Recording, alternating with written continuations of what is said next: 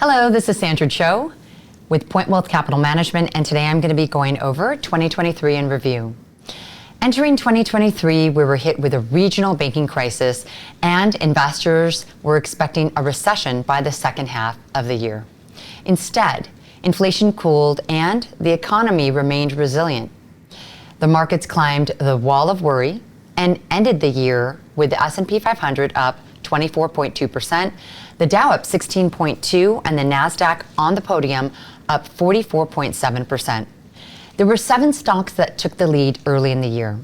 They were aptly named the Magnificent Seven, and they include NVIDIA, Meta, Tesla, Apple, Alphabet, Amazon, and Microsoft.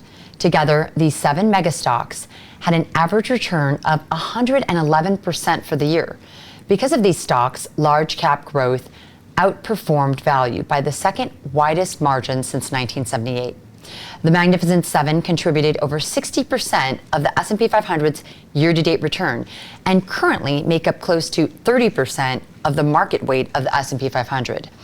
They catapulted the NASDAQ 100 up 55.1%, its best performance since 1999. Besides these giants, there were other surprise winners. Duolingo was up 220%. Abercrombie & Fitch jumped 274%, and Aminogen ended up 522% for the year. International developed markets also finished positive on the year, coming in at 18.4%, while emerging markets finished at a more modest 9.2%, partly due to China having a disappointing recovery from its much anticipated reopening. The Fed raised interest rates 4 times over the year, with a total of 11 rate hikes during 2022 and 2023. They stopped hiking in July, and at the December meeting, they signaled they will likely start lowering rates. With S&P 500 doing so well in 2023, you would think all stock sectors would have been positive.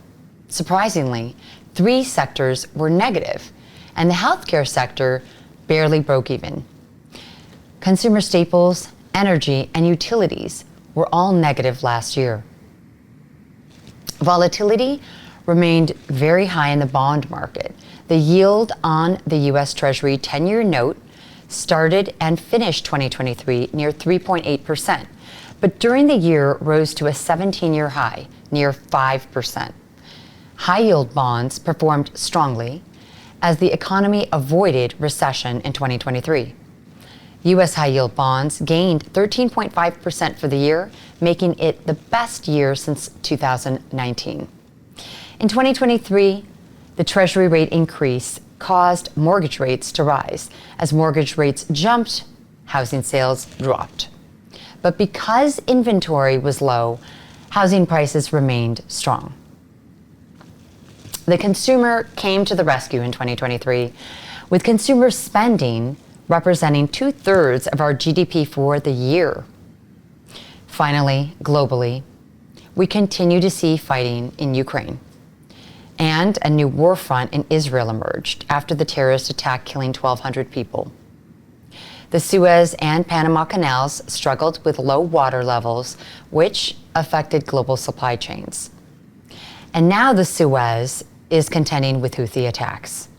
Still, 2023 was overall good, with markets up and hope for a soft landing carrying us into 2024. Thank you so much, and I'm looking forward to seeing you in the new year.